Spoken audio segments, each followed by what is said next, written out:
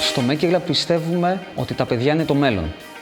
Επενδύουμε στα παιδιά και αυτά θα αλλάξουν τον κόσμο.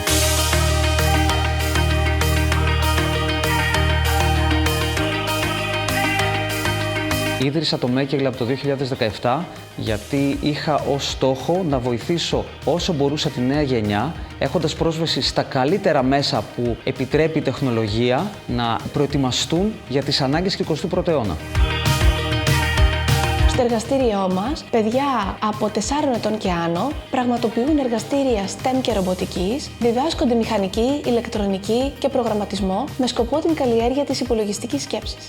Τα παιδιά από 4 ετών και άνω προγραμματίζουν χωρίς ηλεκτρονικό υπολογιστή, με εξοπλισμό φιλικό για την ηλικία τους.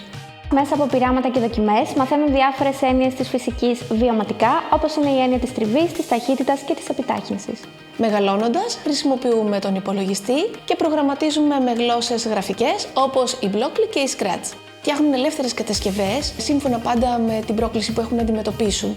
Τα παιδιά της 5ης-6ης Δημοτικού προγραμματίζουν με πιο σύγχρονες γλώσσες όπως η περιζήτητη για την αγορά εργασίας Python. Στο Maker Lab τα παιδιά βλέπουν τις πρακτικές εφαρμογές των όσων μαθαίνουν καθημερινά στο σχολείο, το μάθημα της πληροφορικής, των μαθηματικών και της φυσικής. Η κοινωνικοποίηση των παιδιών είναι ένα από τα μέληματα που έχουμε, τόσο και στο προσωπικό όσο και σε ομαδικό επίπεδο. Βασικό σκέλος του προγράμματός μας είναι η προετοιμασία των μαθητών μας για συμμετοχή σε εθνικούς ή και παγκόσμιους διαγωνισμούς, είτε αυτή είναι ρομποτικής, πληροφορικής ή μαθηματικών. Έχουμε καταφέρει πολύ σημαντικές μέχρι και μοναδικές διακρίσεις.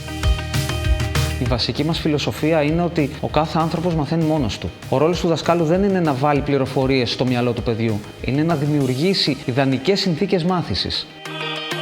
Το Maker Lab απευθύνεται σε ανήσυχα πνεύματα, σε παιδιά που θέλουν να ανακαλύψουν τον κόσμο, σε παιδιά που θέλουν να πραγματοποιήσουν τις ιδέες τους. Παιδιά που δεν ικανοποιούνται με την απάντηση «γιατί έτσι είναι». Εμείς τα καθοδηγούμε για να ανακαλύψουμε μαζί το γιατί. Γι' αυτό είμαστε Maker Lab. Φτιάχνουμε. Φτιάχνουμε για να καταλάβουμε, φτιάχνουμε για να μάθουμε.